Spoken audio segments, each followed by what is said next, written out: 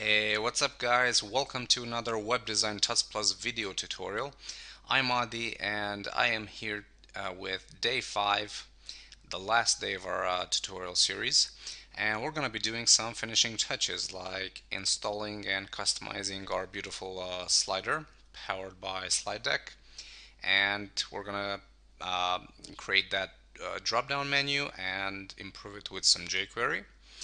And overall, we'll just keep a keen eye on some of the details that we might have missed, and we'll go ahead and work on those. But yeah, we have a lot of work ahead of us today, and plus the last video will be about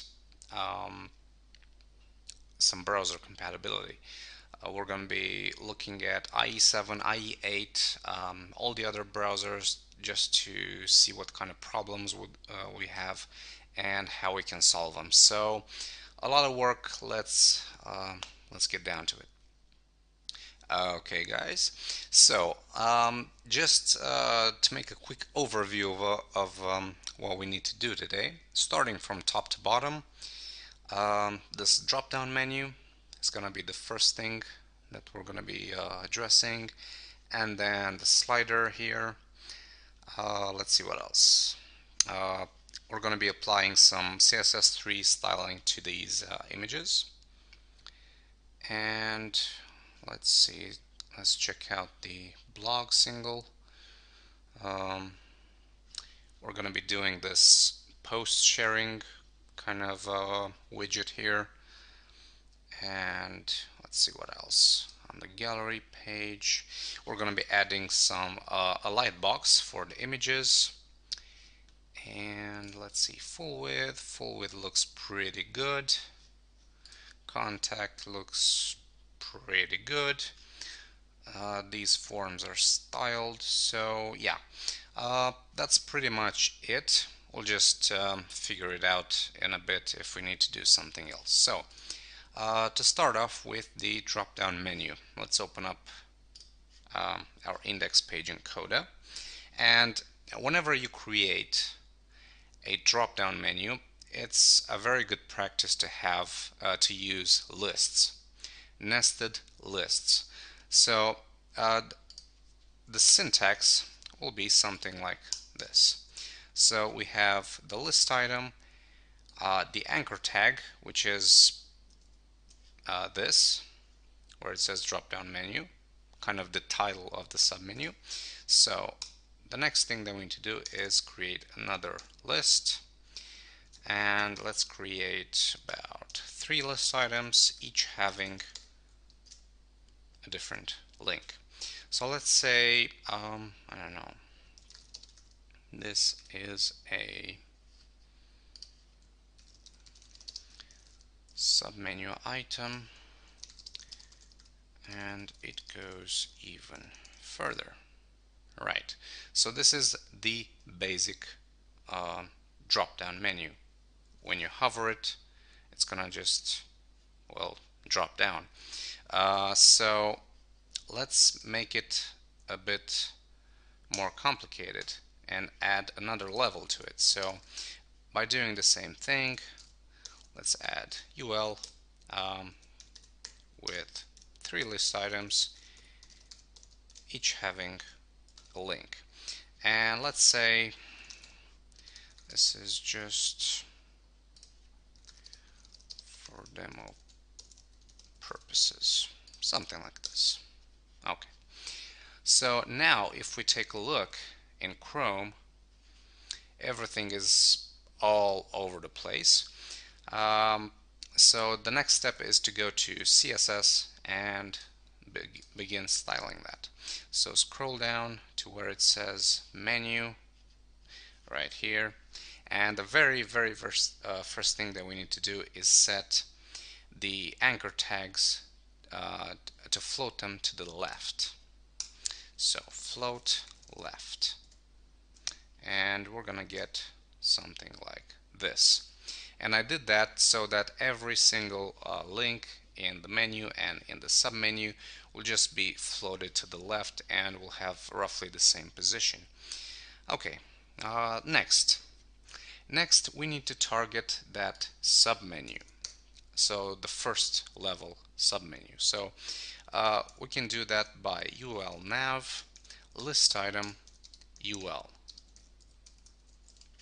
So just to explain, we have nav list item ul in this order, and this is the correct way to target it.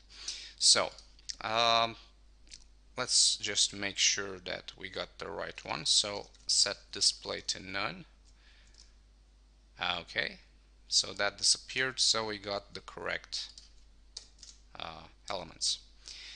Okay, next, actually the first thing that we need to do is set a position to absolute, and then we want all the items to be aligned kind of to the left, so that they're going to be aligned with their parent list item. So to do that, set left to 0, and we also want the top, we want the submenu to start right below the parent list item. So to do that, we're going to say top 100%, and that means 100% of the parent's height. So that will just push the elements down just like this. Okay, and let's see what else. We have position absolute, left, and top 100%. Now, one quick note here.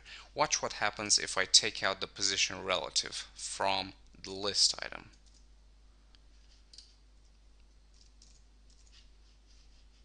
Oops, sorry about that. Okay, so if we take out the position relative, if we refresh, they're gone. And we can find them somewhere in the page, and their position at this point is kind of totally random.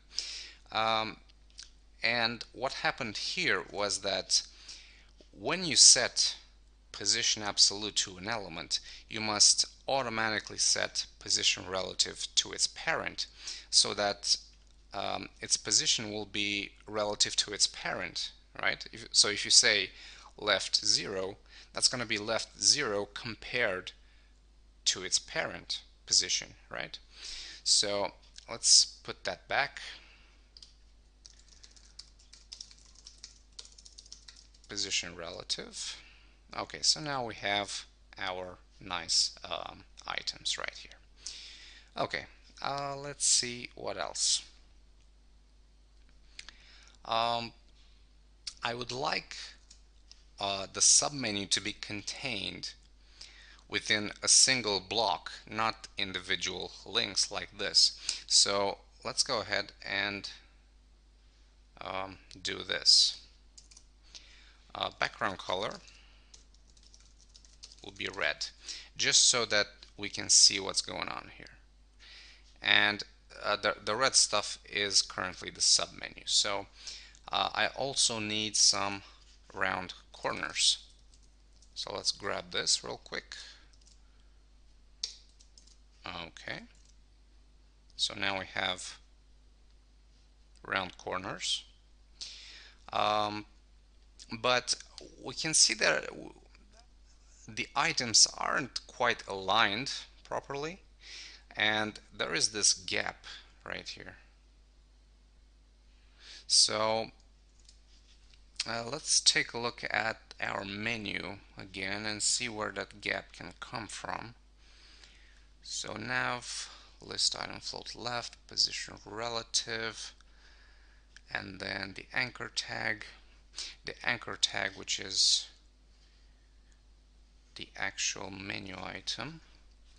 So background color, font, float, radius, margin left. So margin left, if we take this out, yep, if we take this out, everything goes to normal, except we don't have any spacing between the elements. So I think just a quick solution would be to set margin right instead of left. Yep, that did the trick. So replace margin left with margin right of 5 pixels, and now your submenu will align perfectly with its parent element. Right then, so background color, let's grab this. Okay, it's starting to look good. And I think that's pretty much it for this element. Yeah, let's move on to the next element, and we'll come back to this if we need to modify stuff. So let's target these links here because I don't want them to be round links inside of the um, kind of the parent element. So we're gonna have ul nav list item and then ul list item a. And let me just make sure I wrote this correctly. So nav list item ul list item a. List item ul list item a. Okay, this looks pretty good. And let's set the width of these elements to about 200 pixels, I think I used. And let's check it out. Yes, look at that. Looking good. So now our drop-down menu has a fixed width, and all the elements are displayed on all the text is displayed fully. It doesn't wrap on the next line. So what I want to do next is add some separators between the menu items. So to do that, let's try this. ul nav list item ul list item. So let's try to add the border to the actual list item. So border bottom 1 pixel solid. Let's give it a white first, see if we got the right elements, and no, we did not. Oh, it's 1px, not 1pox. Okay.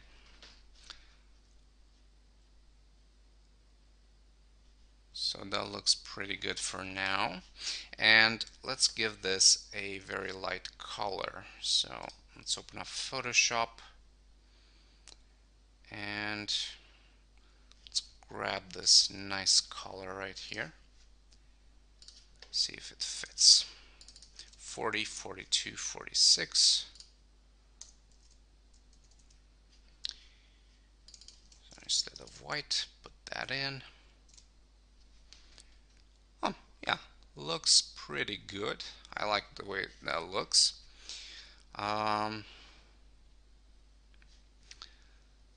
So we have this, and we have a small issue here because as you can see, if you can tell, this where I'm pointing with my cursor is the actual border for this last element, but we don't want that border because the box kind of ends there, so the border doesn't really make sense. So the way we can get rid of that is like this: nav list item ul list item, and this is a cool property. It's called last child.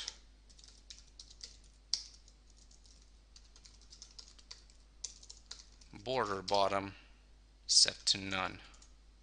Let's see if that took care of it. Yep, look at that. The border is gone. And there's a whole bunch of properties just like this. I think there's first child, last child. You can even count the par children of an element. So go ahead and Google, CSS last child, and you should get a bunch of links explaining the other properties as well. So let's take another look, see what we need to do. And I think we can do with just a little more padding here on the list item. So the default padding is 8 and 12. Let's try 8 and maybe 15 on the sides.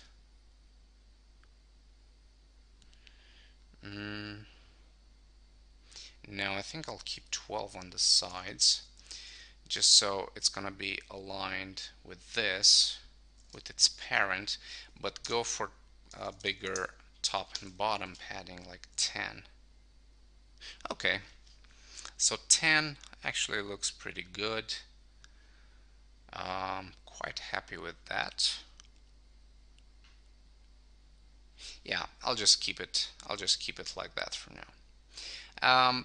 One thing I've noticed is that we have this drop-down menu, but it kind of blends with the items above it, and I don't want that. So I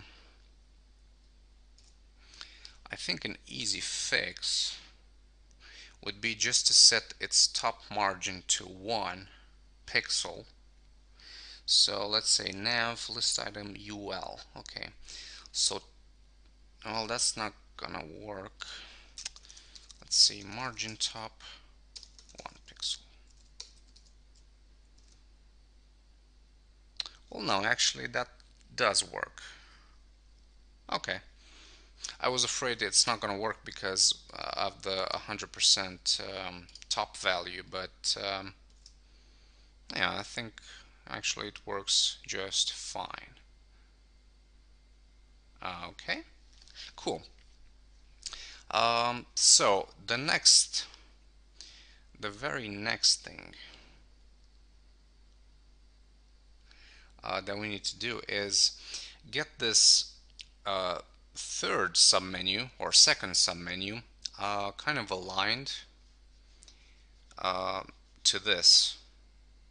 So we need to align this to the top of the third list item here. So to do that, let's try this. First of all, let's mark this as submenu level or submenu, just so we know what we're doing here, and then submenu level 2. Okay, and for submenu level 2, we would have something like this. UL nav list item UL list item and then UL again.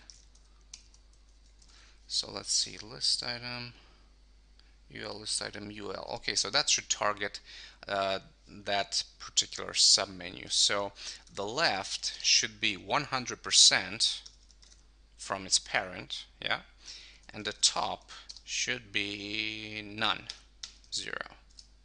And look at that. That just pushes our third menu on the right here. Okay, now obviously a drop-down menu means that not all its levels are visible from the get-go. So we need to start hiding stuff and showing them on mouse over. So to do that, let's start with this. Nav list item UL, set its display to none, and that's gonna get rid of it. Okay, now if we hover, nothing's happening because we haven't added any style for it. So let's do just that. Let's go here and say nav list item, and let's see, list item hover UL Let's set this display to block. See what that does. Yep. Okay, so on list item hover, so when we hover on any of these list items, we display its child list. We set its display to block, and this works just fine, except uh, it also shows this third level submenu, and we don't want that. So uh, an easy fix is to do this, which means on list item hover, get the first list and set its display to block. So now if we refresh, roll over,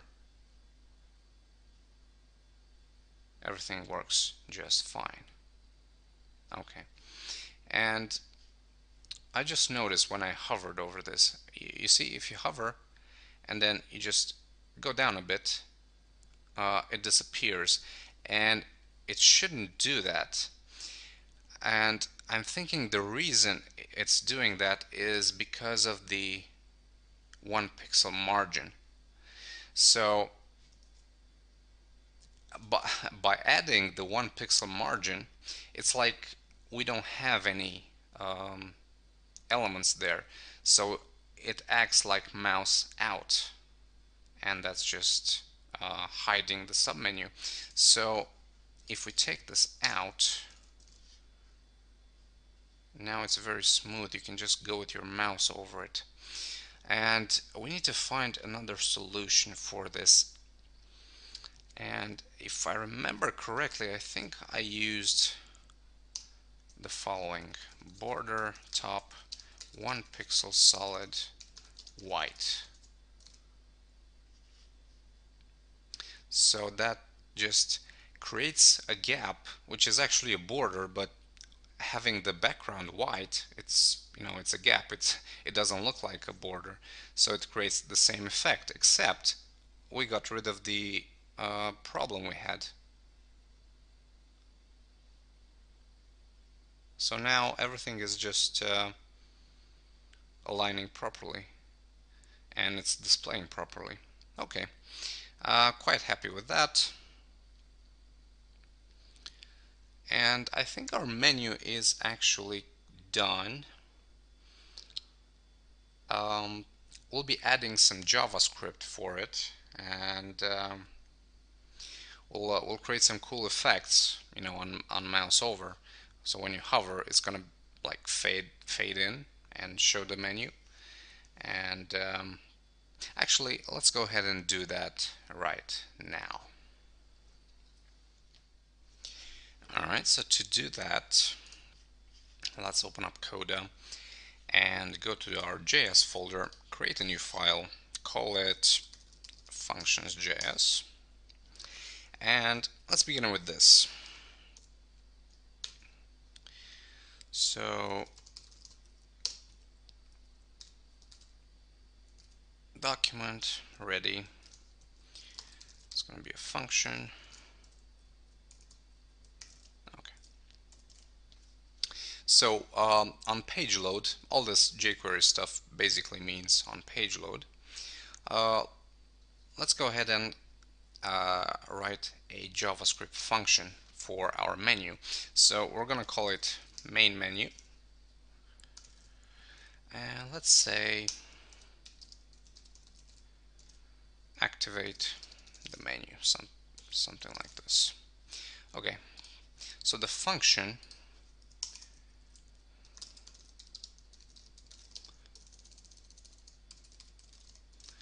looks something like this. So function main menu, and we need to, first of all, we need to hide all of the children, all of the submenus. So we're gonna do this: nav list item, and we're gonna reference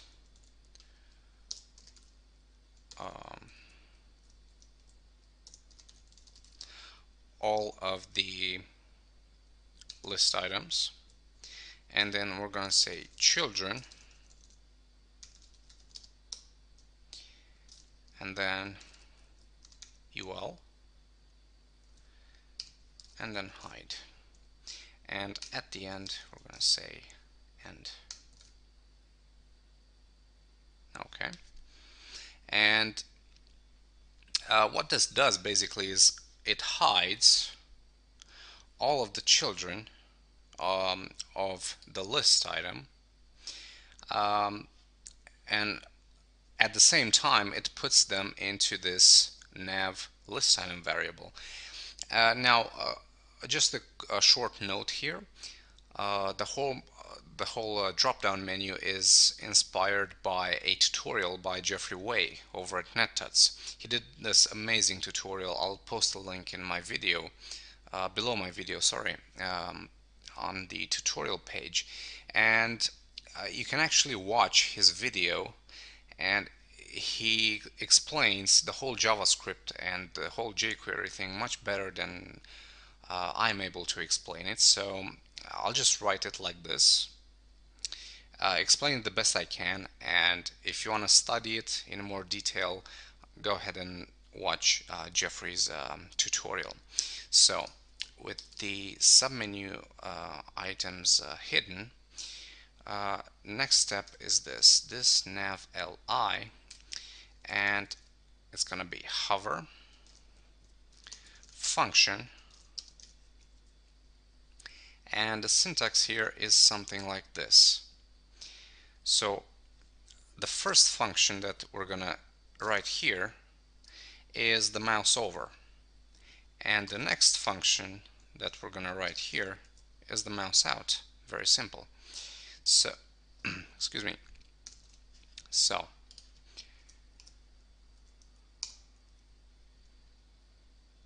actually, let's do this. Okay, let's say mouse over and mouse out. So on mouse over, let's reference this, find the first,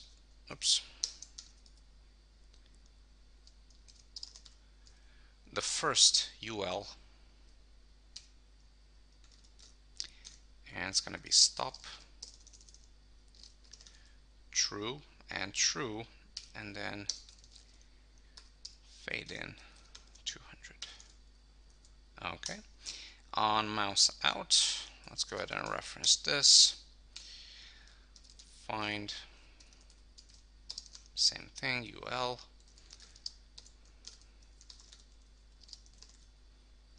and then we're just going to say hide. Okay. So as I said, I'll explain this the best way I can, and if you want more details, check out Jeffrey's tutorial. But basically, we're just finding on mouse over, we're just finding the nearest child list, and then we just fade it in. The stop, it has the role of actually making the animations complete, because if you don't complete the animations, you get this weird effect, and you don't want to do that because it just looks nasty. So let's see, we have this, the mouse over, the mouse out. We call the functions on document ready, and the next step is to include jQuery. So include jQuery.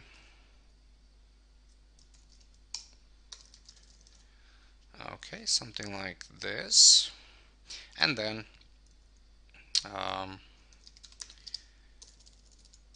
include the functions.js file. So we're gonna have script. We don't need this. Source is gonna be js/functions.js. Okay, so let's go ahead and refresh this, and there you go. Very nice effect. It works on the on both submenus, and well, it was very simple to use. So uh, one last uh, one last thing that we can do here is take care of this kind of submenu, but actually I was gonna say we can take care of this by just nudging it um, one pixel to the right, but actually I think I'm gonna keep it like this because it shows its relation to its parent here, so I'll just keep it like this. Okay, so that was the sub menu, guys. Very easy to do. I When I first started making themes and stuff like this, and I bumped into the dynamic drop down jQuery powered submenu thing, I'm like, whoa, man, I can't do this. It's just too complicated. I can't find the right resources and stuff like that. And it's just so simple to make one. Uh, it it doesn't take long. It's very simple to do, just with a couple of lines from CSS. Um, and some jQuery, you can do some amazing stuff. Okay, so with our submenu done, the next step is our slider here. And to do that, we're going to use Slide Deck to power it. And yeah, let's get started on that. All right, so the jQuery plugin we're going to be using is Slide Deck. As I said, it's a free plugin, very cool, available for both jQuery and WordPress. And you can go to www.slidedeck.com and get it. I already downloaded mine, which is the Slide Deck Lite for jQuery. So let me just grab the JS file and the CSS file. Actually, let's grab this and go to JS and paste it in. Grab the CSS file, go to CSS, and let's rename this to basics.slidedeck.skin.css. So we know we have our own skin for Slide Deck. Okay, a couple of more things that we need. jQuery, we're including that already. And we can get this, the IE.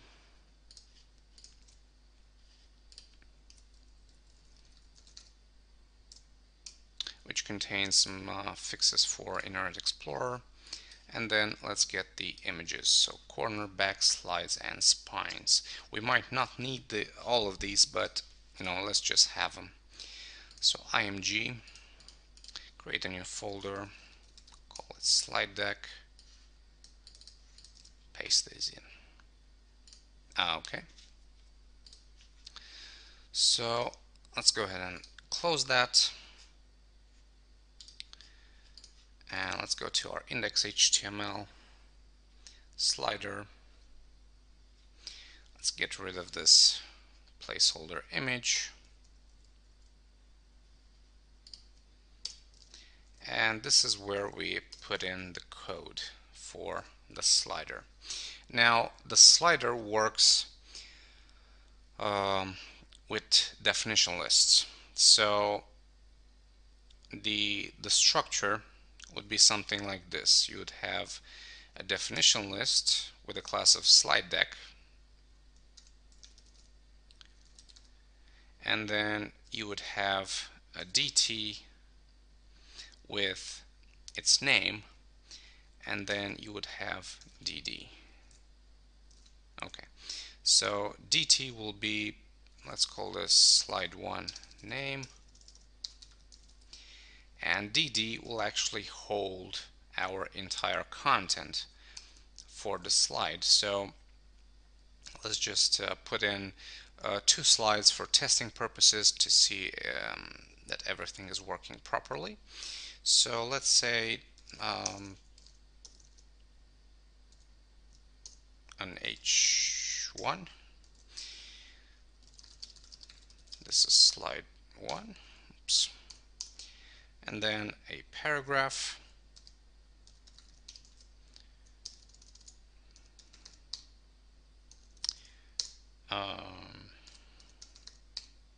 Something like this. And let's go ahead and copy it.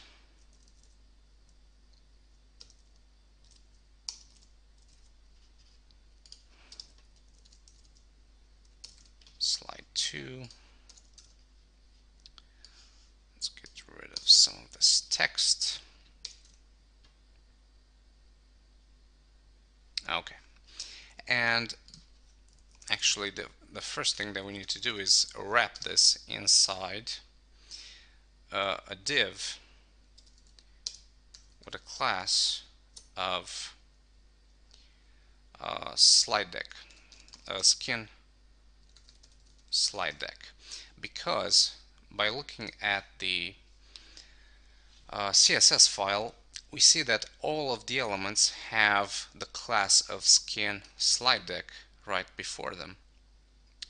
So go here, we have div class skin slide deck. Okay.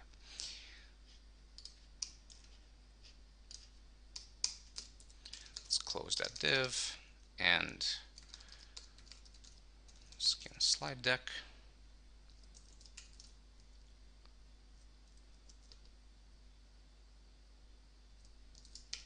Okay, looking good. So let's check it out, refresh, and we have a slide 1 and slide 2, but currently nothing kind of slide dish is happening, so we need to include the slider. So include the functions.js and slider here. Copy this and say slide deck dot jQuery dot light.js, and now we have to go to our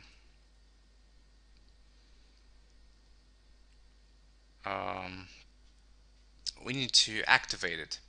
So to do that, we can actually go to functions.js and activate it. We need to do that kind of inline inside the page. So let's go down here, right below DL, and let's say activate the slider. And we're gonna have a script. We don't need this since it's HTML5. And we're gonna say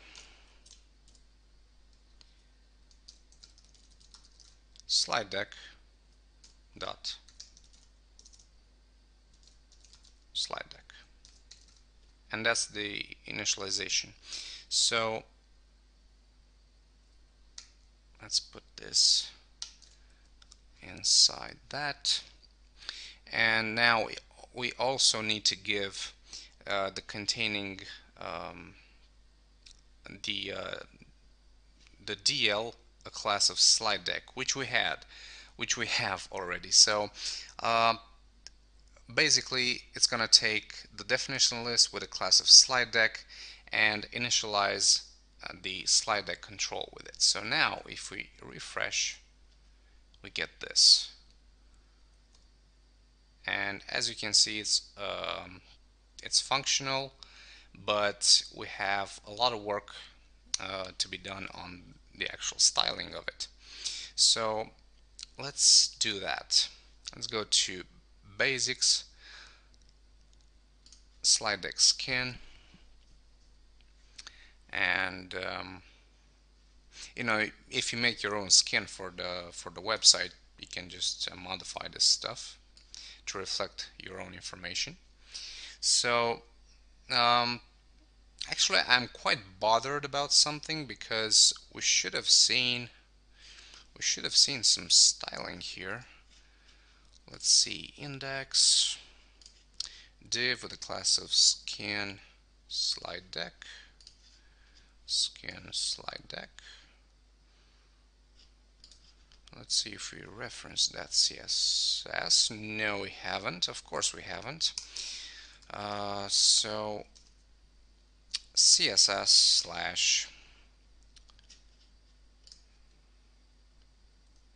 copy this,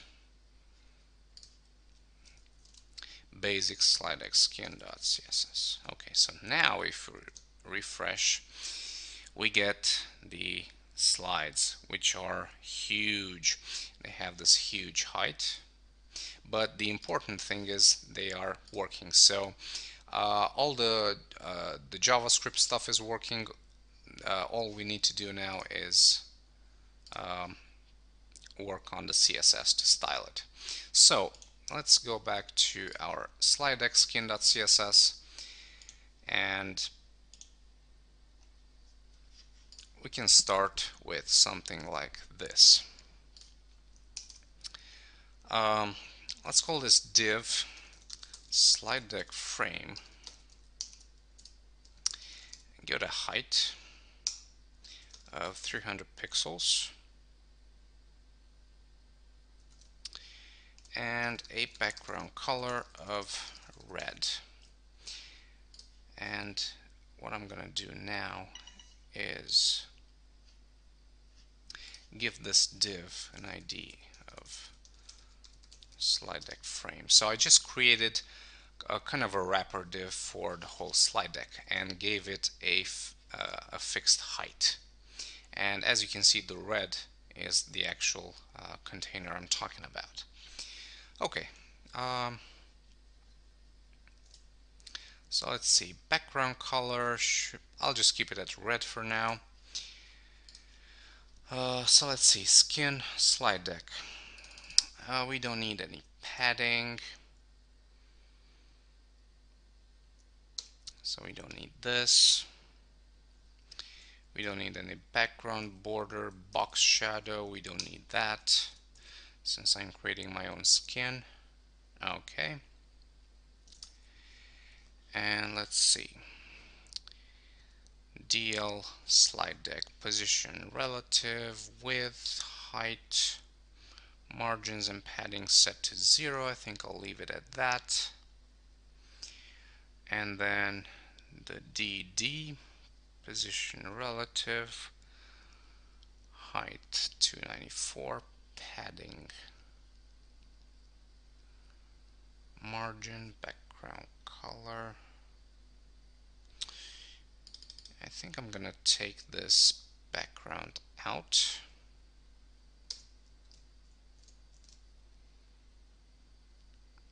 Okay.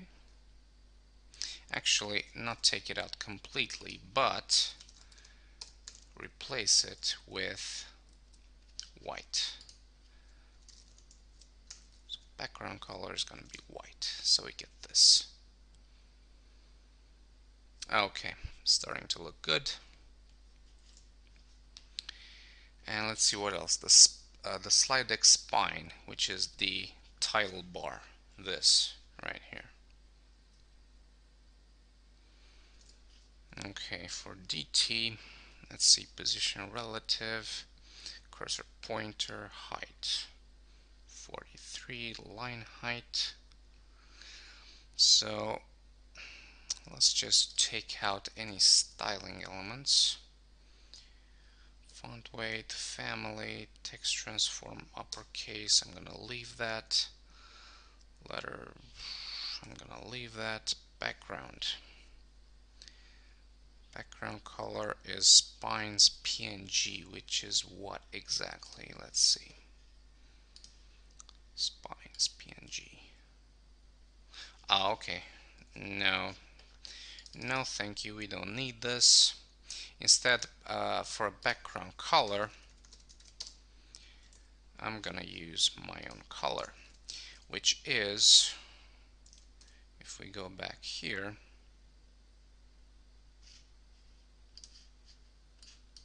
which is white in my PSD, but I think I went for a slightly darker gray in my finished product. So let's try it with something like this, DCDFEO. So background color, put this in. Color is going to be, leave it at that. Okay, let's check out the results so far.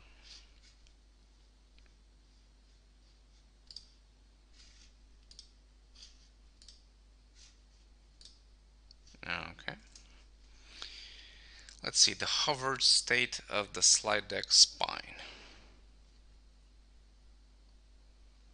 Color, let's change this to white. And background position, center left. We don't need background position because we're not using sprites anymore. So instead, actually, I'm gonna take it out. Okay. Let's see the active state of a slide deck spine.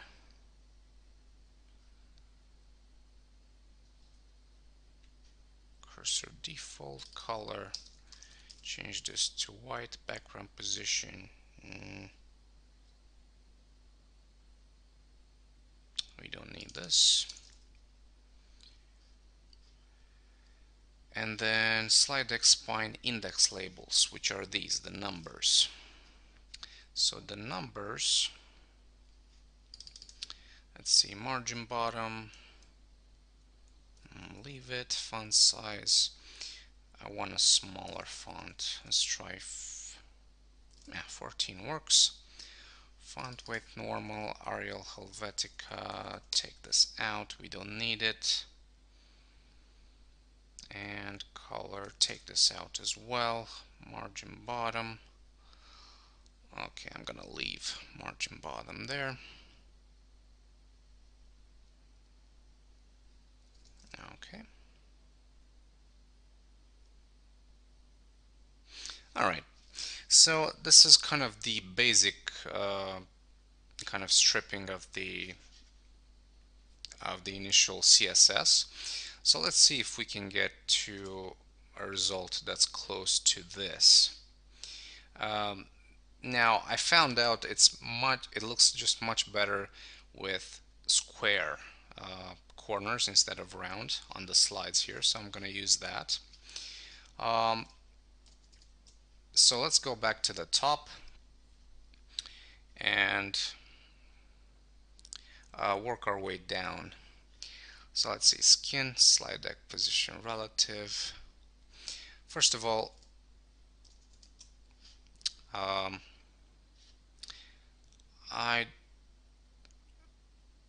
don't think I like this gray too much. So let me just check my notes here real quick, see if I can find the original color I used. So let's see, slide deck.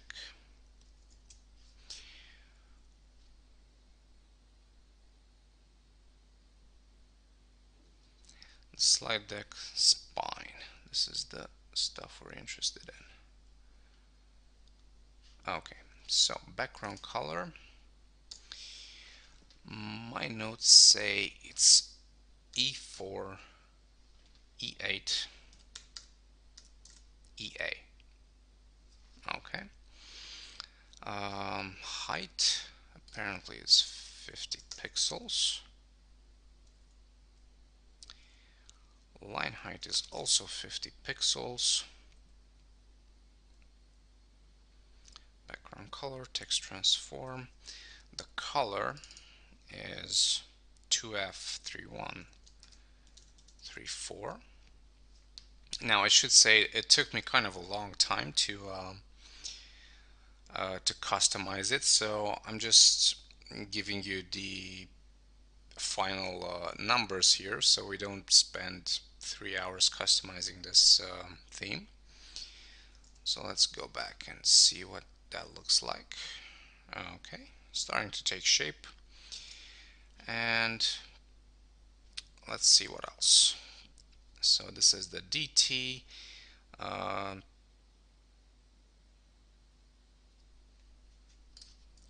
also, let's add some transitions to it. So I'm gonna transition the background color, so when we hover, it's gonna um, turn into a different background color. So we will have, let's see, CSS3 transitions. So we will have WebKit transition. It's gonna be the background color, point to ease in out. And this will be Moz, and this will be the original transition. Okay, and then the hover state of the slide deck spine, it's gonna have color white and background color a very dark gray, which is 2F3134. So we get this. But for some reason the transition is not working. So let's check that again. WebKit transition. Hello. We don't need those. There we go. That's a very nice transition. Okay.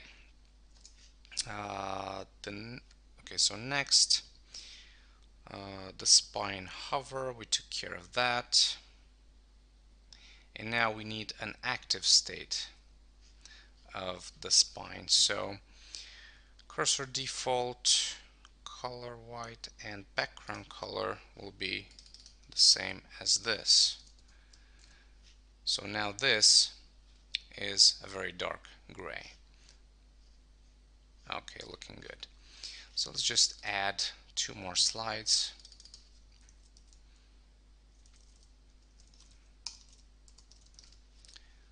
So slide 3 or 4, slide 3, and then 4. Okay. Okay, looks good. Okay, let's see what's next. The spines are okay.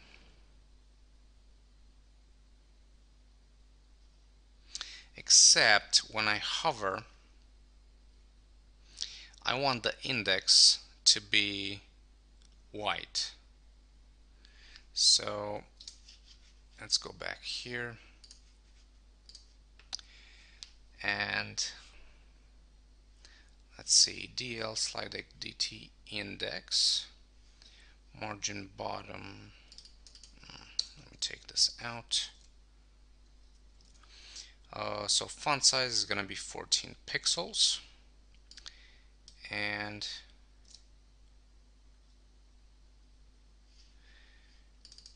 the hover color is going to be white.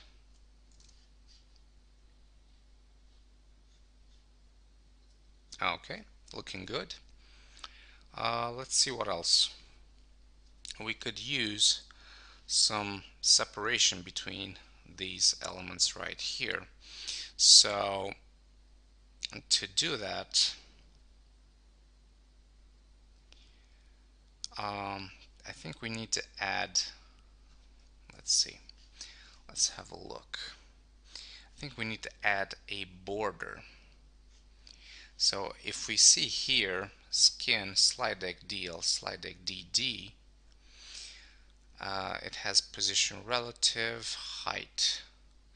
Height actually shouldn't be too big. My notes say it's 260, padding is a bit bigger, of about 20 and 25, just so we push the inside elements more on the inside, so we get this. And then it says border right 1 pixel solid, and this. And just to illustrate what that border right is, this. So it's basically the separator between the active slide and the other slides. So I'm just gonna say border right, it's gonna be E4, E8, EA, and it's just gonna be 1 pixel. And I'm gonna make it 1 pixel all around like this, so that we get also a border on the bottom and on the top right here. Okay, so let's see what's next.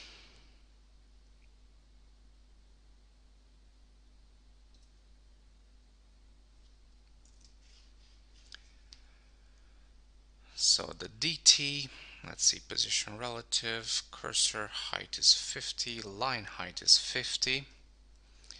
Just position these on the middle. Now I should say, if you're wondering why height and line height affect the width of these slides here, is because they are rotated. So everything that's width becomes height and vice versa. So just to demonstrate that, if I change the height of 150, it's going to change the width to 150. Okay. So line height, background color, we have the right color, and we have our CSS3 transitions. And my notes here say to add a border top. 5 pixel solid, F5, F7, F8.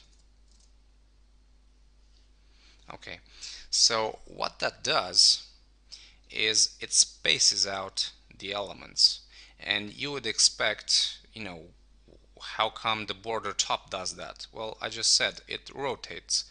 The slide deck rotates the slides, so everything that's border right becomes top, and top becomes right. So in our case, to affect the border right, we need to say border top. So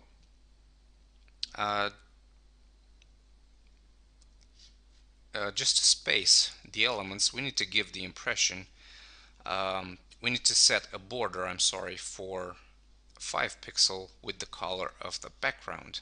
Now if we take a closer look here, it seems the color of this is slightly different from the color of the background. So let's just go back to our CSS and search for the slider, grab the color, which is EFF2F5, and replace it here. Okay, so now we have a perfect blend between the elements and the background. Okay, and let's see what else we can do here.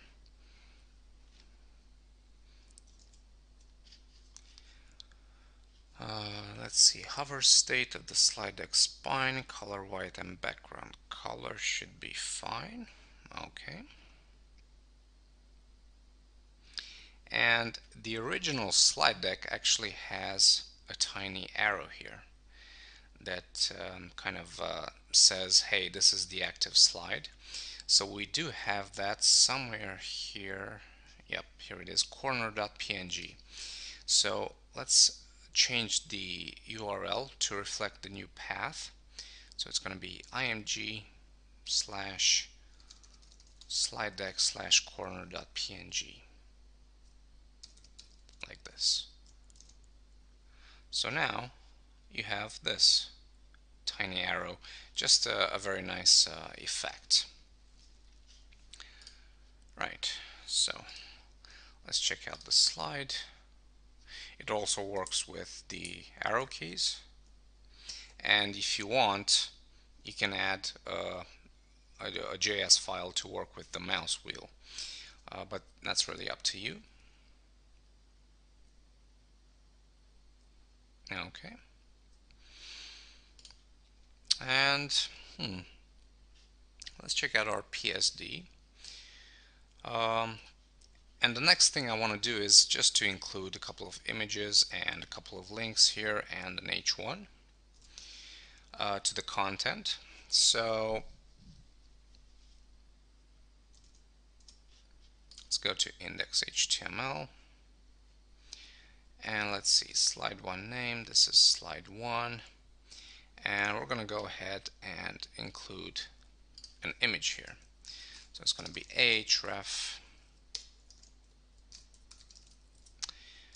img source, and let's grab something from Lorem Pixum again. So http lorempixum.com, make it about 150 by 150 from abstract.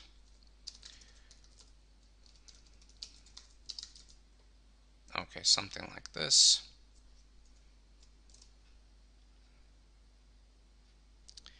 And it could be just a little bigger, maybe something like this. And we're gonna float that to the left, and then the slide content is going to be floated. It's going to be aligned to the right of the image. So let's go ahead and do that. Go to master CSS, slider, and we're going to have something like this. DL slide deck. So definition list slide deck. Okay. DD img. So we're targeting the images. Float left. And then let's see what else.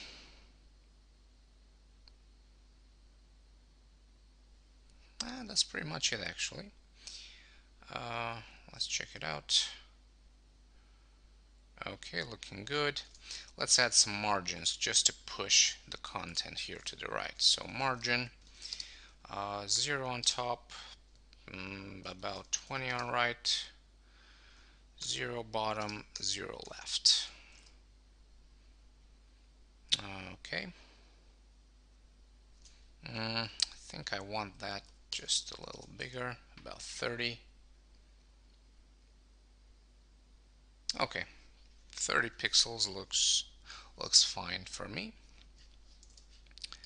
So I think we have just a bit too much text here. So we're gonna have a title, a description here, and then maybe a read more button or something like that. And the content of the slide is really up to you. You can just go wild with it. And this is going to be a WordPress theme, so the content is going to be generated from the actual blog posts.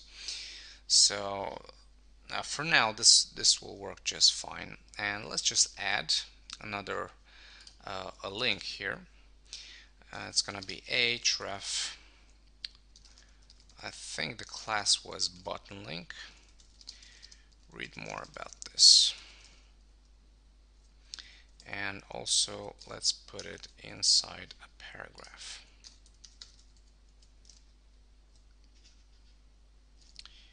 And I think the class is link button. No, it's, oh, sorry.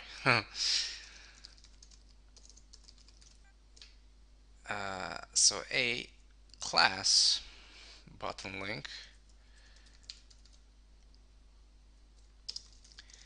href goes to this. Okay, there we go. So let me just space out a couple of things here.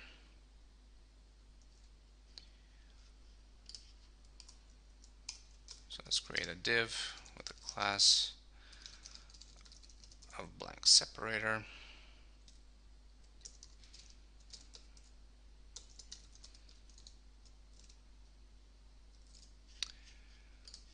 Let's see if I defined blank separator. Oh, no, I haven't, sorry.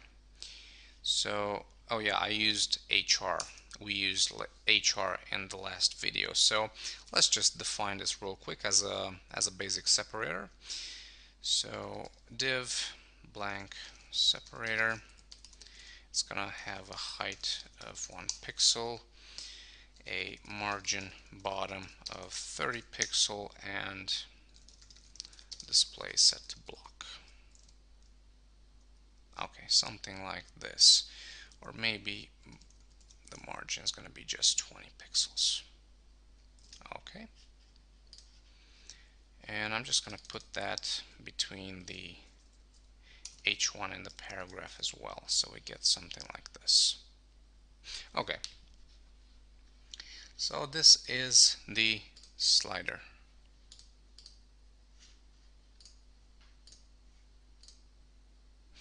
Now we have this little icon here. It can be removed. You just have to go to the JS file, and um, you need to kind of comment all the instances of the bug. So it says right here, if you like to remove the visual bug, we recommend you comment out the update bug function and remove any references to the update bug command. So let's actually go ahead and do that. Update bug.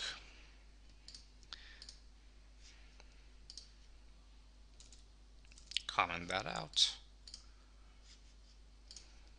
Comment that out. And that. And that should take care of it. Yep, there we go. That bug, that branding actually disappears once you purchase the Pro version or something like that. But if you want a quick fix, just go ahead and do what I just did. Okay, so let's see. We got the menu, and we got the menu, which actually, I remember this problem when I first coded the theme. The menu is displayed behind the slider. So just a very quick fix for that. Uh, let's go right here to the slide deck frame and set its z-index to, let me check my notes here real quick.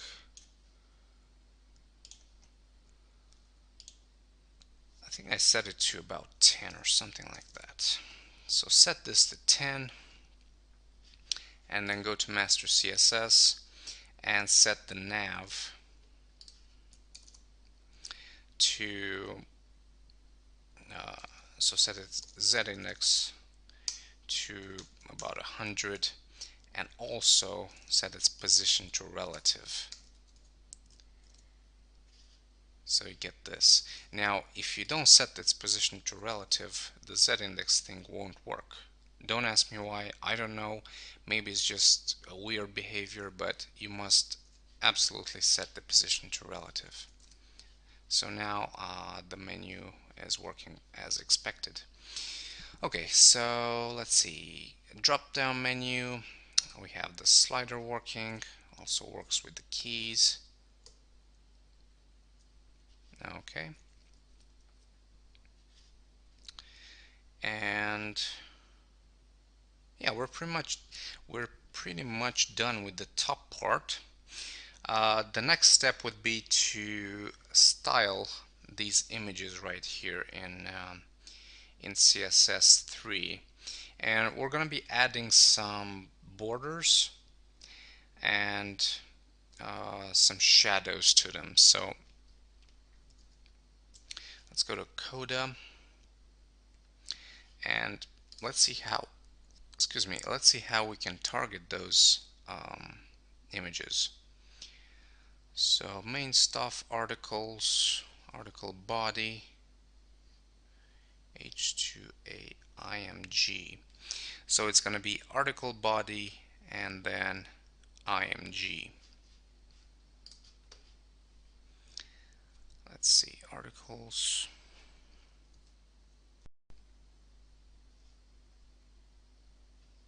Article body, IMG. Okay. So the style should be something like this. WebKit shadow 0, 0, 3 pixels for blur, and then a very light gray, something like 888. Okay, copy that, paste it. It's going to be Moz, and then the original property is called box shadow, the CSS3 property, and that gives us something like this, a very faint shadow. Okay, the next thing, we need to add a padding. So padding 1 pixel, and then we need to set a border of 1 pixel solid white. And that just gave us this effect. So we have a padding, we have a white border, and then we have this nice kind of glow or shadow all around the edges, except it kind of cuts off here, and that's because the image that we used is a bit too large for its parent container. So let's go back here and change the image width to about 505,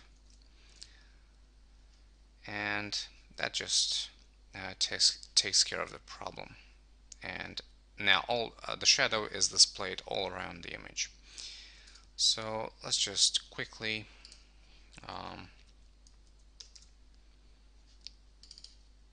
change the other 4 images. So now they look properly.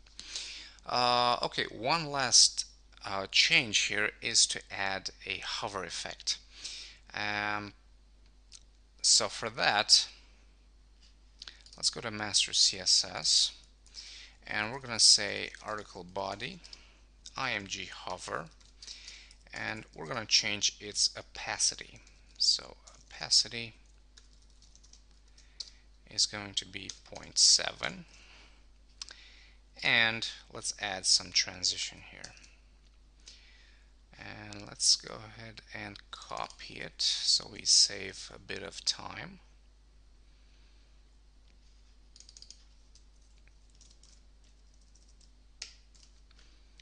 So transition,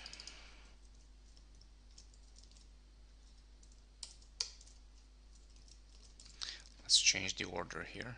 Just real quick, let me change the order on the top here as well. Okay. So the transition is going to be opacity instead of background color. Okay, so opacity, refresh, and there you go. You just make the image just a little fainter on the hover, and then on mouse out it goes back to its original state. Alright, let's look around a bit, see if we missed anything on this page.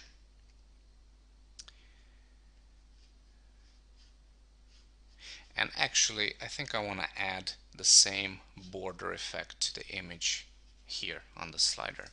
So let's grab this and let's see, I think it's on the top somewhere. Color info menu slider. Okay, so DLDDIMG, this is the one. Okay, so WebKit, padding, border, and the CSS retransition. And now let's add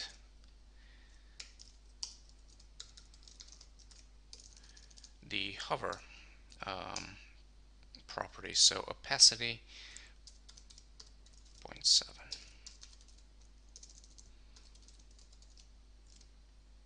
Okay, looking good. The border is right where it should be. We have the title, we have the paragraph here, and then the read more button. Okay, I think that looks pretty good. So let's try this in a different slide. Let's put in an image just to make sure everything is working properly. So an image, let's call this sports, and let's add a separator here. Actually, let me just be lazy and copy this whole content here and paste it, and modify this a bit. Let's add another paragraph.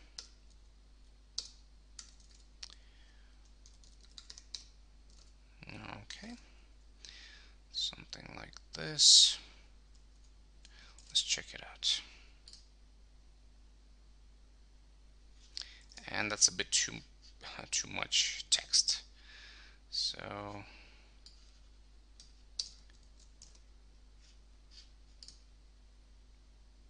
okay.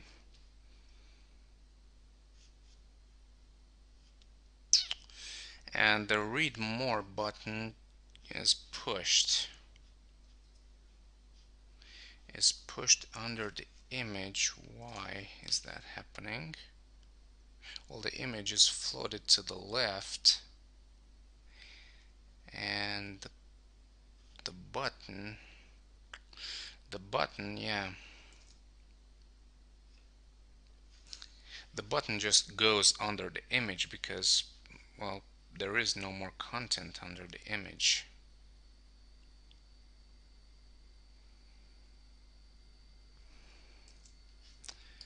So let's see, slider, slide deck IMG. Let's see if we add a bottom margin to it of about 20 pixel on the bottom.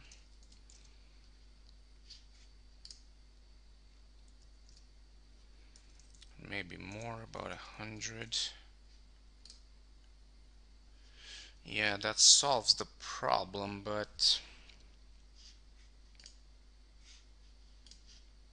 solves the problem in my case. But what if the image is going to be smaller than this? Then 100 pixels is not going to be enough. Actually, let's put 1,000 pixels of margin. And 1,000 pixels of margin actually works because the overflow, and let me just check that real quick. So DD overflow is hidden, so the margin is not going to affect the total height of the parent container, since this is floated. So that makes sense. So if we do this, set a very high bottom margin, we make sure that no matter how tall the content will be, it won't spill under the image here, which is exactly what we want. And I think 1000 pixels is quite enough. I don't think anyone will make um, a slider that's gonna be like 2000 pixels high or even 1000 pixels high, so that should take care of it. Okay, so slider working properly. Couple of slides here. Style wise looks pretty good. Okay, well, you guys can play around with the colors if you want a more bolder gray here, or if you want a different hover color, or if you want to change the colors of the links and stuff like that. Just open up basic slidex_skin.css, and the whole CSS is heavily commented, so you should have no problem finding the elements that you're looking for and change them. So uh, the next thing that I'm gonna do is this kind of drop down thing, because the idea is you click this, the whole slider thing goes up, and the button here changes to another image with the arrow pointing down. So you press it again and the whole slider just will appear. So a very interesting way to do that, and a very easy way. Let me just close up a couple of things here. Let's open up functions.js, and actually first thing that we need to do is go down here and change these images, and we don't need hrefs. Actually, we don't need links, we just need images. So we're gonna do something like this: img source, collapse button, alt, collapse the slider, and class is gonna be toggle button, and I'll explain why in just a bit.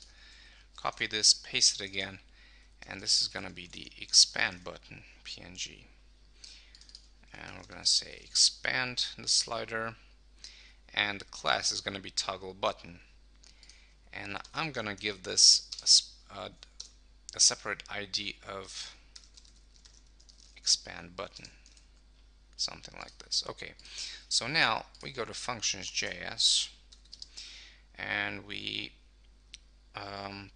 write the code for that particular bit. So first of all, we need to hide that expand button. So now if we look at it, we have both buttons, right? And we need to hide this second button, and don't worry about the positioning, we'll deal with that in a bit. So hide the expand button, and let's go ahead and reference that. Expand button, hide. So now the expand button is hidden. Okay, next we're gonna do something like this. Let's reference the class of toggle button. So toggle button dot click, and when those particular images with the class of toggle button are clicked, we're gonna have a function that's gonna do something like this. Reference the slider section div,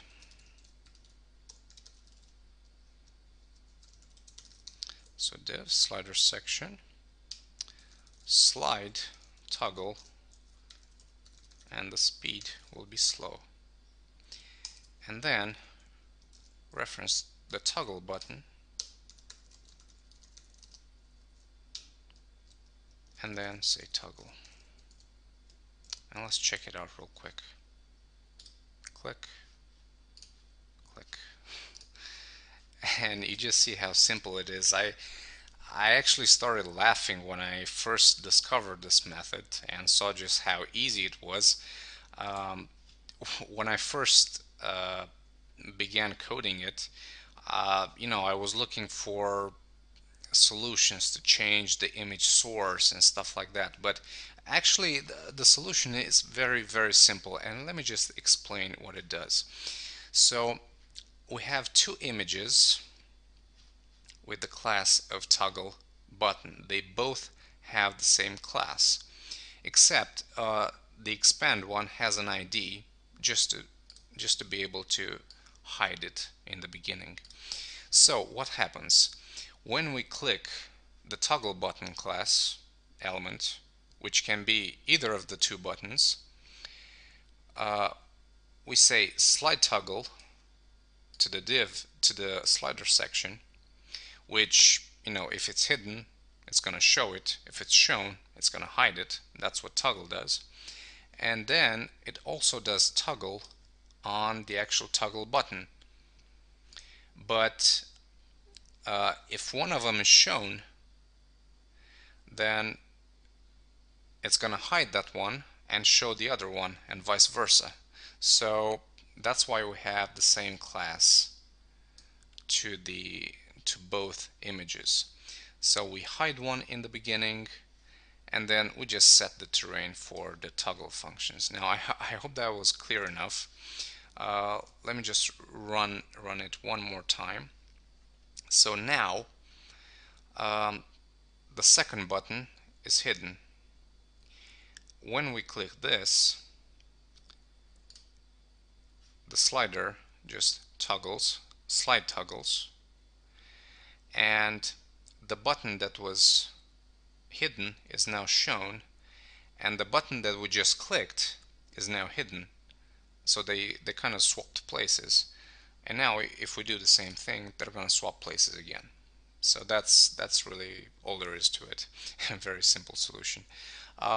So about the positioning, that happens because they used to have an ID of toggle button, and we changed that to a class.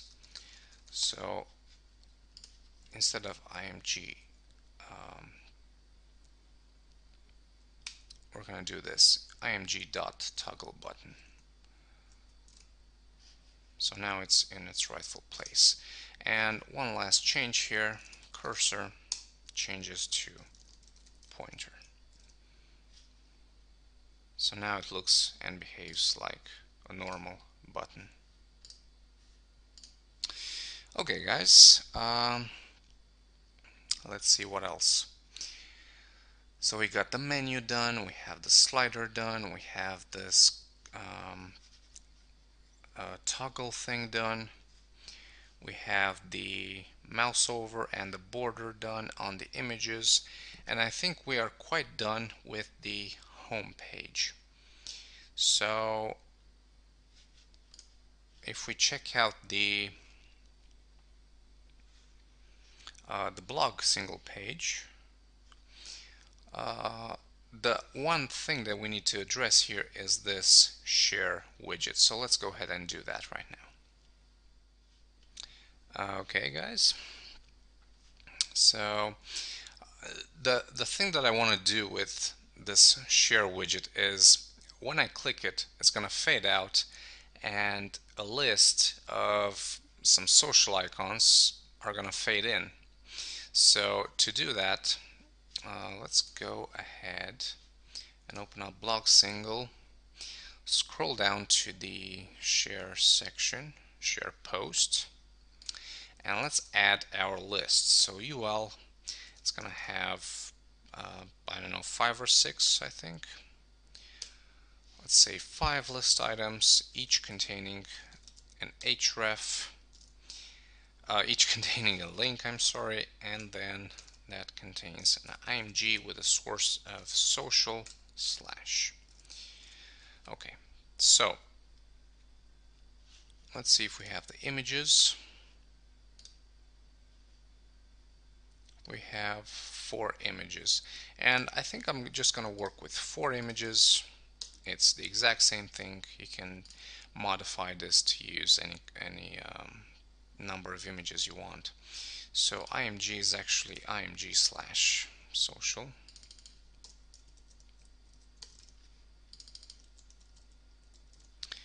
Okay, so img slash social. Let's see, delicious.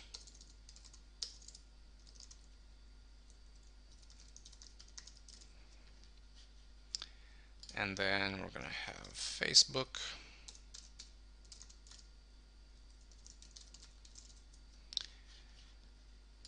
And then we're gonna have RSS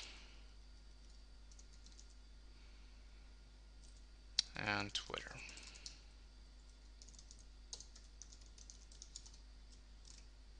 Okay, so far this looks something like this, and let's go ahead and style it before. Let's see if we find it. Share.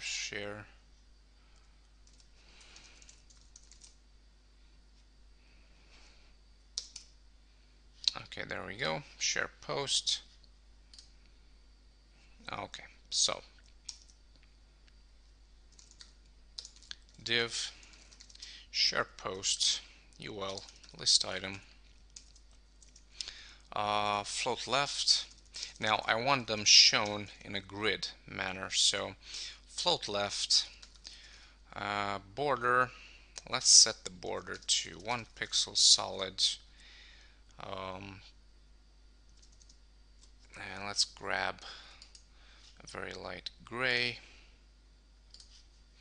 E4, E8, EA, something like this, and let's check it out. Okay, need some paddings. Let's try it with 5 pixels.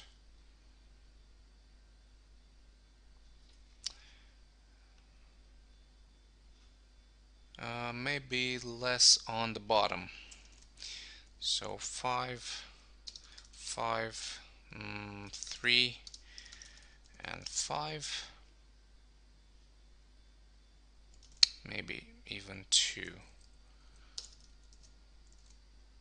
Yep, 2 on the bottom. And then also some margins to space them out. So margin is going to be, let's say I want lateral and bottom margin, so it's going to be 0 on the top, 5 on the right, 5 on the bottom, and 0 on the left. And we have this. And of course, if you want like a full, like a bigger list, you can just go ahead and duplicate 2 of these, so you get 6. Okay, so that is the list that I want to show.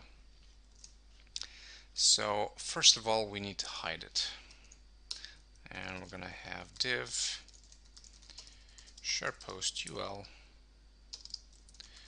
display set to none, so it's hidden. Okay, next we're gonna write some JavaScript for it. So it's gonna say, let's see, share the post functions, or share the post. Okay, so when we click on this link here that says share the post, and let's give it an ID,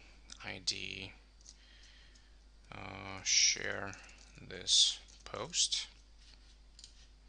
So let's reference that, share this post. On click, we have a function,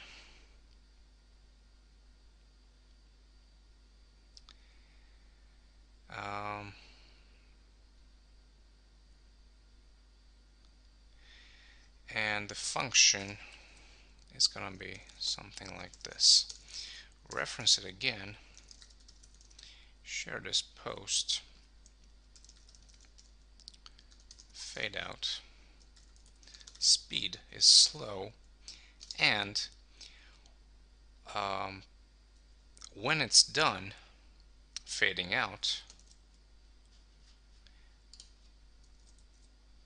we have another function. So, just to explain, when we click it, we do the following. We fade it out with the speed of slow, and when that's complete, we have another function that will actually show the um, the list.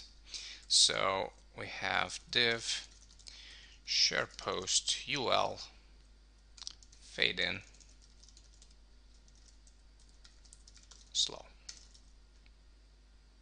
something like this. Okay, so let's check it out. Let's see if it works.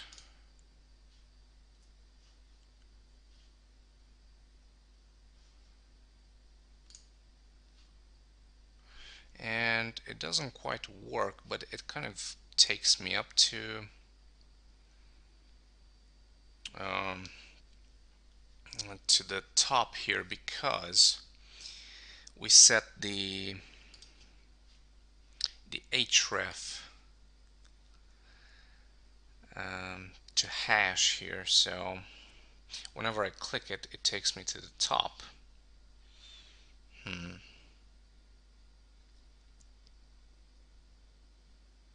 Let's see if instead of a link, I just put this into span, for instance.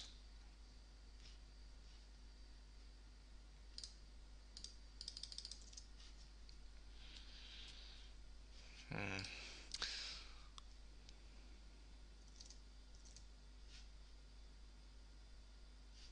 Well, no, that's not gonna work because I want this to behave like a link.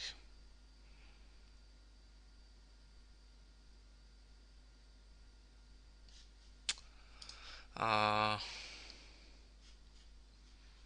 let's see, share this post. First of all, let's figure out why this is not working, and we'll deal with the styling later. So we have a span ID share this post. Click function. Share this post, fade out slow function.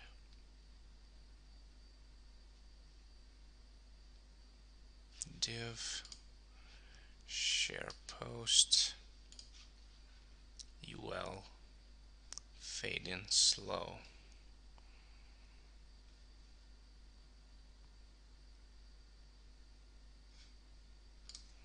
Hmm.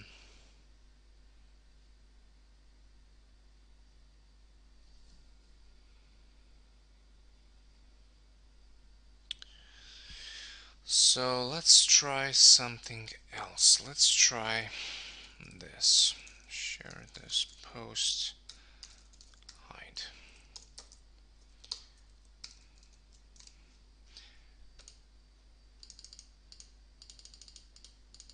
That is not working.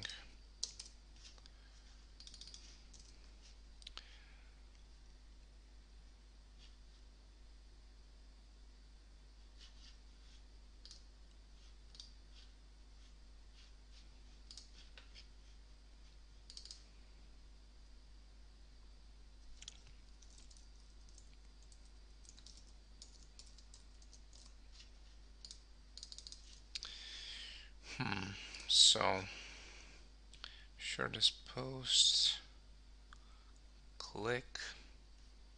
Oh, forgot the hash there, and it's still not working. Share this post dot hide.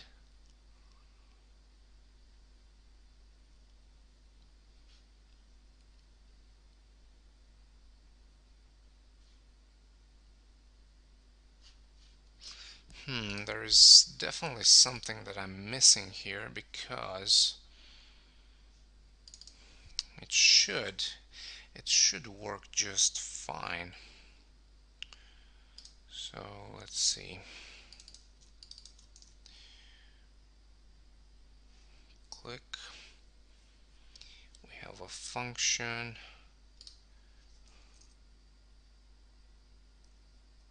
Okay, that ends there. And that one ends there. So the syntax is correct. And let's see, share this post dot hide. I wonder if it has anything to do with the code before that. So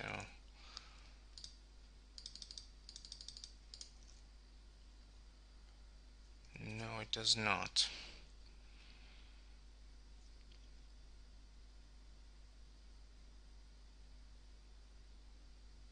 Let me just grab this and throw it into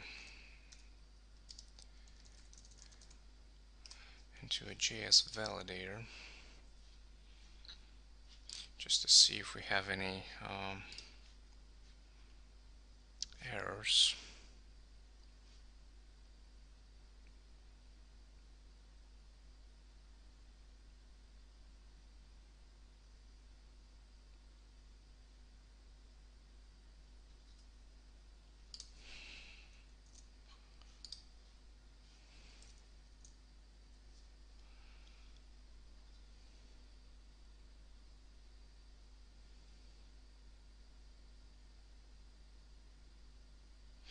No, we don't have any errors because the other elements shouldn't have worked. Oh, of course. Hello. Hello, hello. I didn't include the JS file. Yay. So we need the jQuery and the functions.js. Okay, so now if we refresh, yes, look at that. So functions, let's come back to the original plan here, refresh, yes, and now everything works as it should. So now you can just click on any of these, you can give them hrefs, for the usual href sharing. So that works just fine. Now for the styling, if we take a look here, we could use some styling. So we have share post paragraph UL.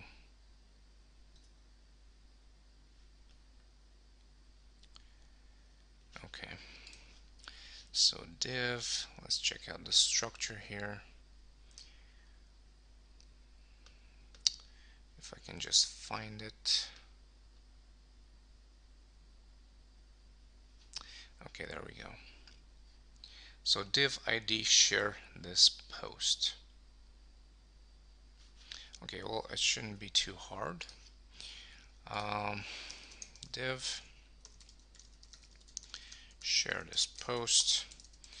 We just need cursor set to pointer, and we need to change the color of that paragraph. So take this, go to the top to the color info, and do this. Okay, so now if you click it, it returns to normal. Okay, so let's add just another style to this.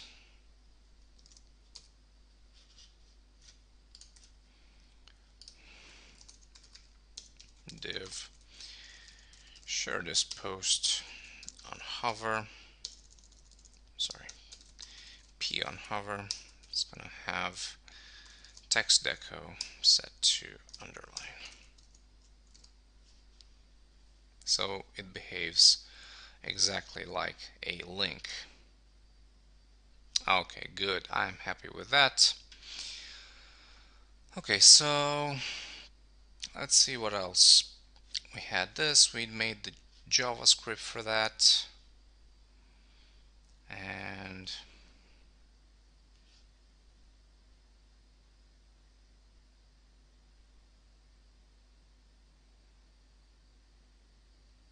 let's see what else.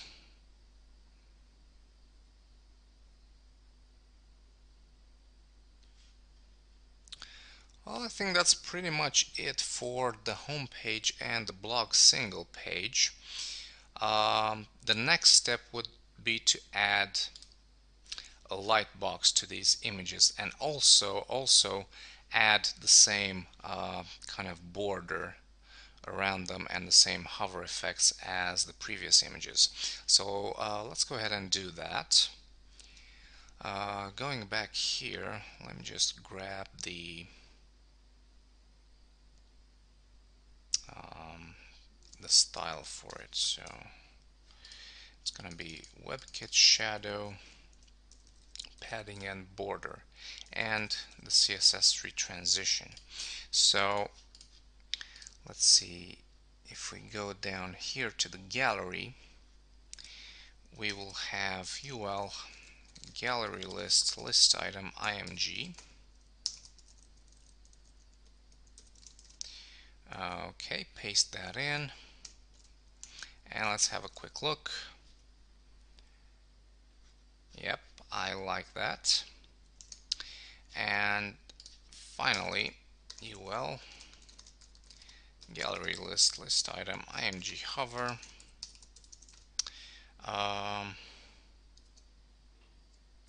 What was it? Opacity 0.7.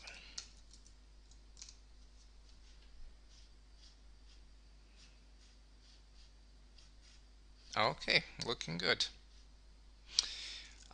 So let me just check this real quick. Gallery,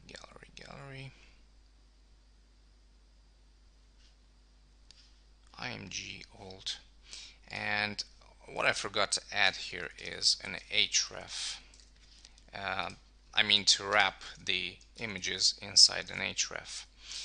Uh, I'm sorry, to wrap the images inside an anchor tag. Okay, so um, let's go ahead and do that real quick.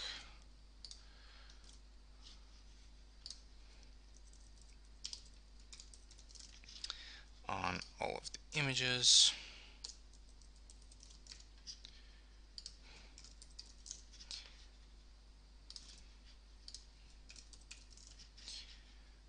Really quick so we don't waste a lot of time on this.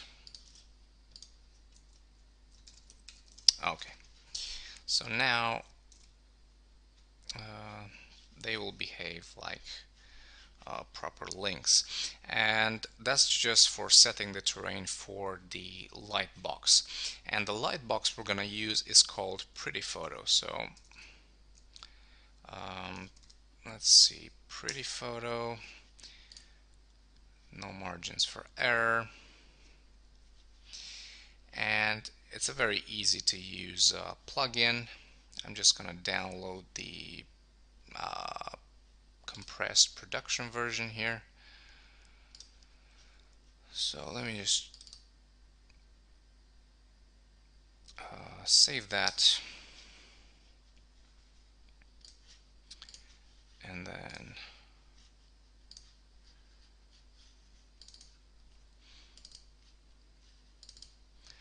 unzip it. Okay, so let's see what we need to get. We don't need jQuery, we need the Pretty Photo JS. So copy that, paste it inside your JS folder, and we need the CSS for it, which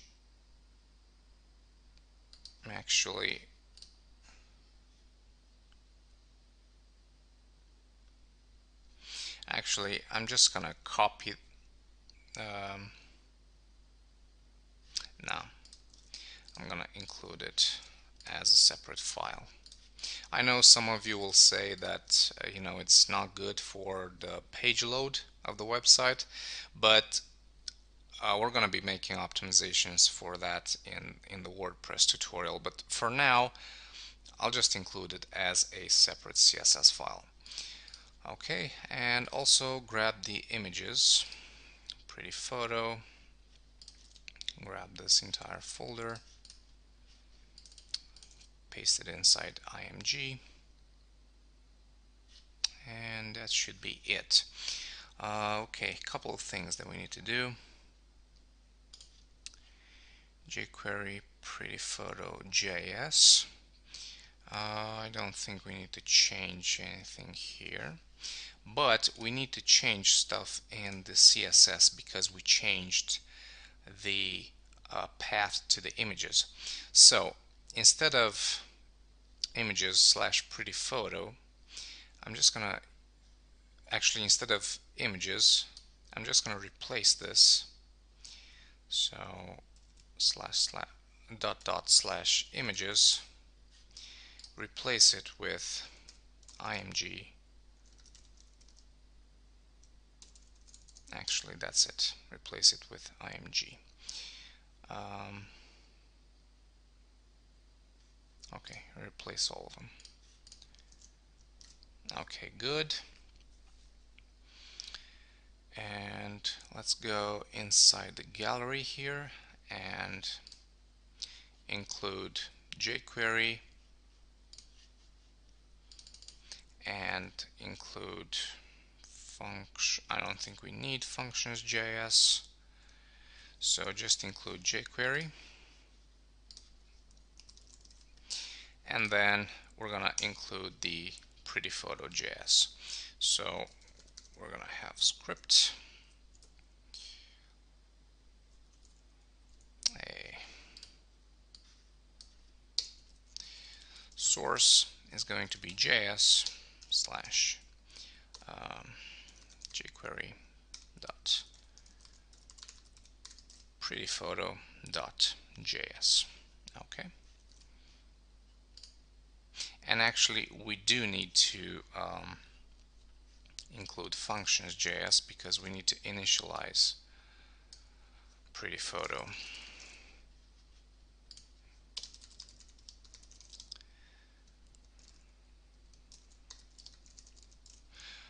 Okay, so inside functions.js we're going to say activate or initialize pretty photo. And let's just take a quick look at how to initialize it. So the steps, you need the scripts, jQuery, CSS, and the actual JS file. And then you just copy this and pop it right here. So A with a rel of pretty photo is initialized using pretty photo. So now all we need to do is go to the images that we want to show in a lightbox and just say rel equals pretty photo. And let's just check this real quick to see if it's working. And of course I need a bigger image for it, so let's go ahead and copy this and let's make it like 800 by 600.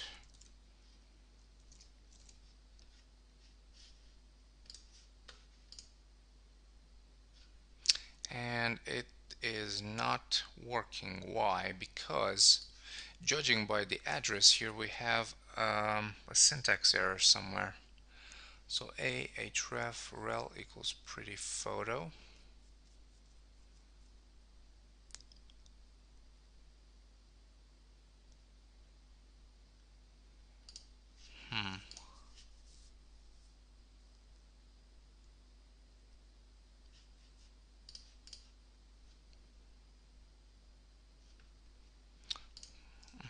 just throw this in the validator again just to see if we have any errors. Document seems to be just fine. So single image, create a link, add the rel to pretty photo, and change the code. So ahref rel pretty photo, and you can also give it a title to be displayed in the pretty photo. But in my case it is not working. Why is it doing that?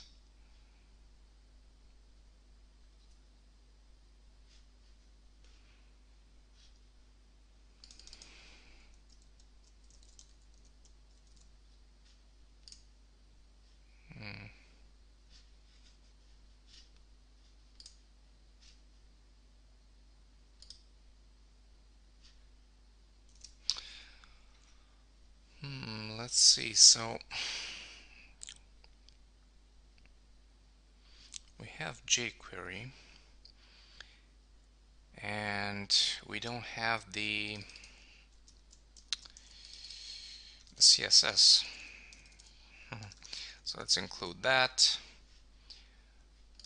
There we go. Okay, so that is a pretty photo. And you can just play around with it. You have so many options in Pretty Photo. You can change its theme, you can show video, flash, you can show pretty much anything in that lightbox. So just for the basic tour, I'm gonna just show you how to create a gallery. So ahref 800 by 600 nature. Rel would be pretty photo, and let me just check the syntax real quick.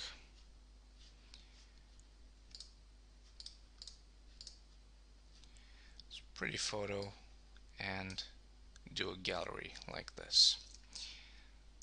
So let's call this gal.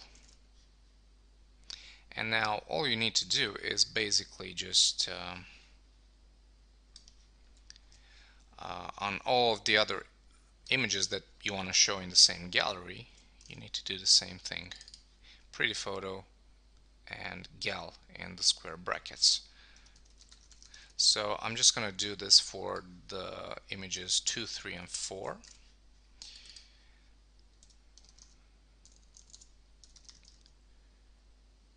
Okay, and let's check out the results. Whoa.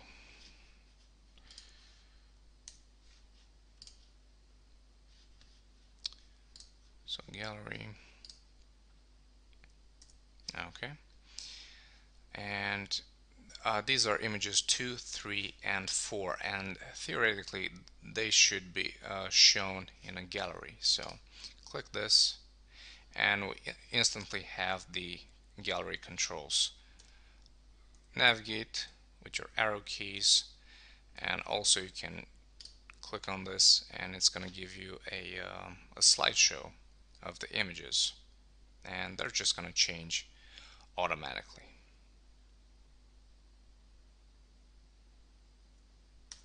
Okay, so that was the Lightbox implementation,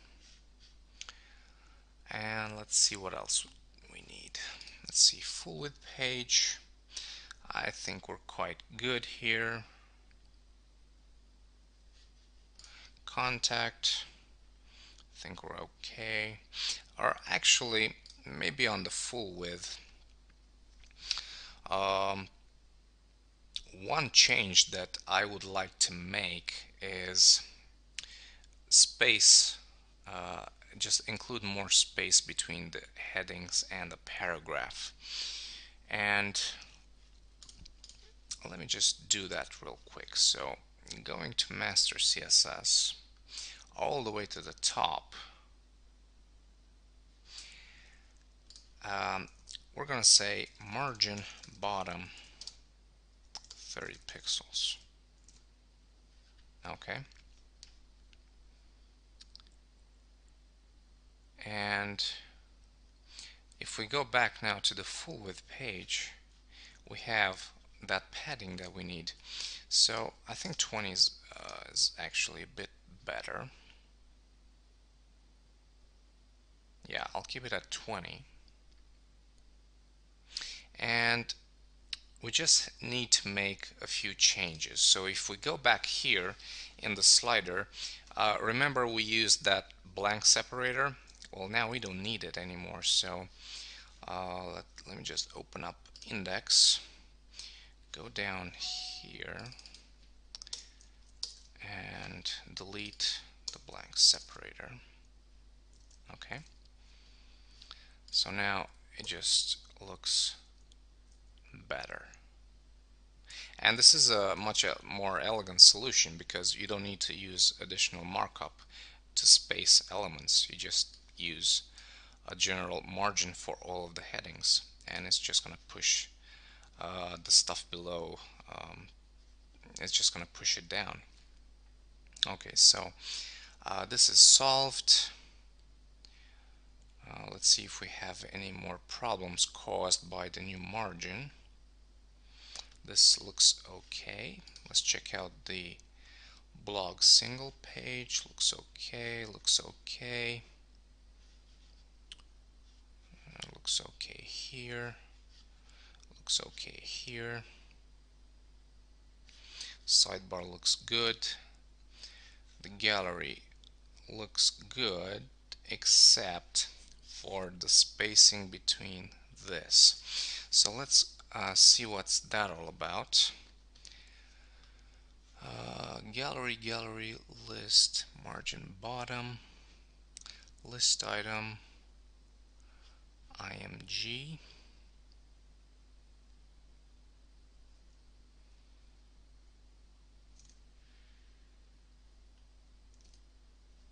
Let's see where this spacing comes from. So we have from the image and from the heading. So we need to get rid of the image one. So gallery list, list item, IMG, border.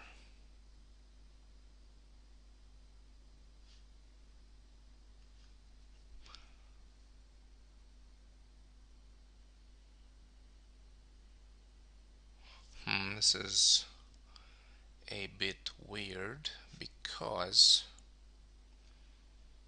according to this, it doesn't have any margins. So it might be an inherited property. So let's go ahead and set all the margins to 0 to see if that helps. Yep. And just set the margin bottom to about 30 pixel, I think it was 30 or 20 pixels. Okay, and now this looks good as well. Gallery working. Okay, full width page. Okay, this looks good. Headings here look good, except for these. And I think I just saw it here, column IMG. Okay, and we need to change this to 0, 0, 20 pixel and 0. Okay, so that took care of it.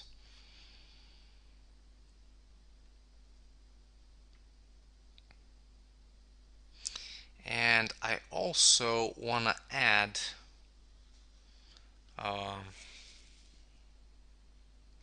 that border, that image border on these images and on these images as well. And I think what I'm gonna do is something like this. I'm gonna grab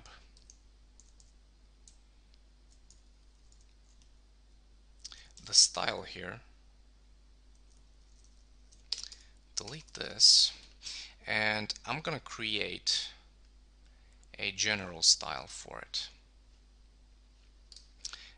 Something like this, img with the class of border img. Let's call it like this, right?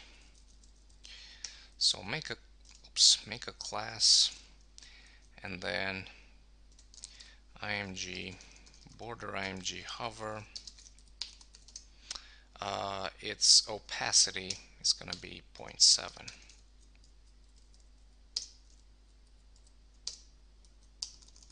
Okay, so um, let me just search for shadow here.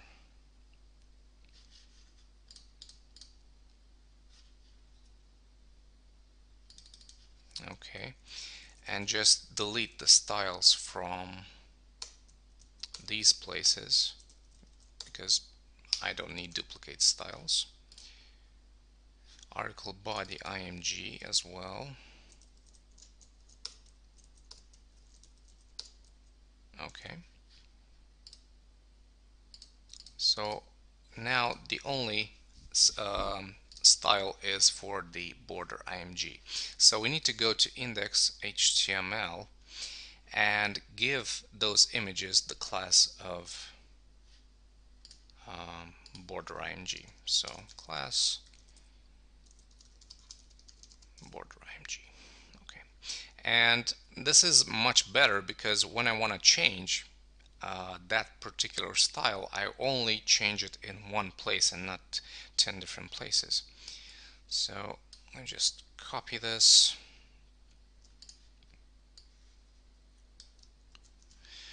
Okay, this is the slide, and put it there, and then put it on the images in the articles, and there, and there. Okay, let's check out the home page. So we have the style here, and then here, here on the articles, and then on the blog single page.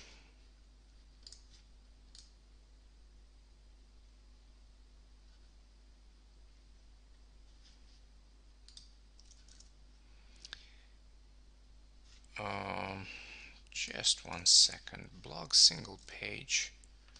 Oh, okay. Class border img. Changes width. Okay, looking good. Okay, gallery. On the gallery page, we need to do the same thing. So really quick, class column img, and I can just go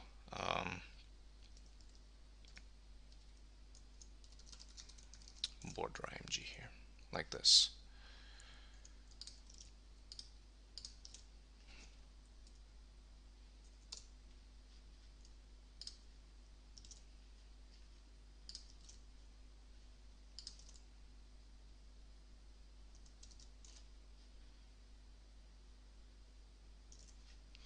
Okay, and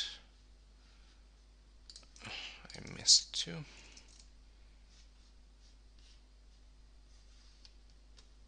Okay.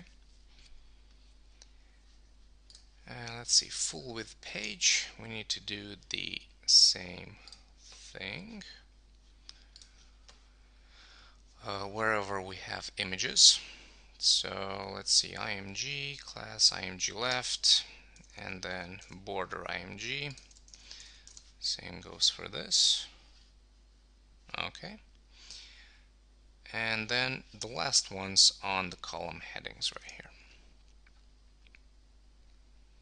So let's see, column heading, class, column img, and add this. Okay then.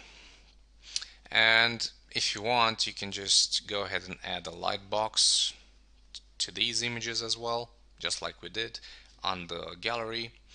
And yeah, I think that's pretty much it, guys. The contact page doesn't need anything. So let's go ahead and make one last tour to see if we missed anything. So let's see, slider looking good, except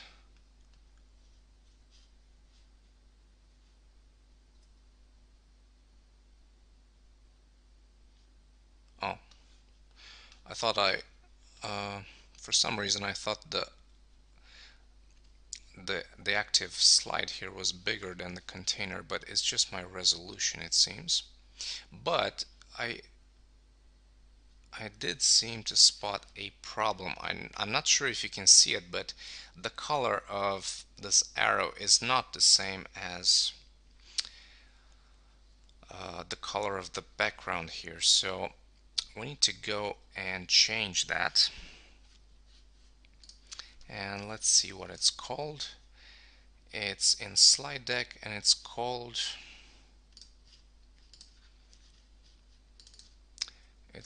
corner PNG. So let's go ahead and open that with Photoshop. Okay, and let's see, the color that we need is 2F3134, and the easiest way to change it is just to apply sorry, a color overlay. So color overlay, pop that in, and then you can just export it again, save for web and devices, and then desktop basics WordPress, sorry, desktop basics HTML IMG slide deck corner PNG. Replace that, and now if we refresh and zoom in, as you can see, it has the same color and it blends very nicely. Okay, so that's with the slider, and our drop down here works just fine. We styled these images. Okay, we did the two-level drop-down menu, and then gallery page, lightbox, looking good, full width page, looking good, and contact page looking very good. Let's see, the the forms here are styled. Yep. Okay, guys. Well, that was it. This is now complete. The only thing that we need to do is go ahead and check this in the Adobe Browser Lab just to see how it looks like in various browsers. And we're gonna do that in the next video. So yeah, that was the end. Excuse me, that was the end of day 5. Hope you guys learned some new stuff, and as always, I hope you found this whole tutorial series useful, and it helped you kind of improve on your Photoshop or coding skills. Uh, uh, yeah, I apologize once again for the delay of the last 2 videos. It's definitely a lesson for the future to be learned. So in my next tutorial series, I'll definitely be on time with all the videos. In fact, I'll only send them to Brandon here on Web Design Tuts once all the videos are complete. So you guys won't have any lag when searching for the next video. But one thing that I wanted to ask you people is that if you want to see a tutorial about a specific theme next time, please do contact me either on my website or on ThemeForest, or just send me a tweet or something um, with the theme that you want to see. So, for instance, if you want to see an e-commerce theme designed, just leave me a message and I'll consider it. Or if you want, I don't know, a coffee website, or if you want something more special that involves more work in Photoshop, for instance, um, let me know. Just keep in mind that I'm doing these tutorial for you guys, so you guys can learn something from this and evolve and improve your skills. So if you think that you have areas that you really need to improve and a tutorial would really help you in those areas, please let me know what those are, and I'll try to make a tutorial that's aimed towards that. So yeah, just contact me any way you want, and I'll give it some thought, and I'll prepare a super cool tutorial for you guys next time. So hopefully you enjoyed this one. Thanks very much for watching and working with me on the 5 days of the tutorial. Yeah, thanks, and I'll see you in the next video and in the next tutorial series. Take care, guys.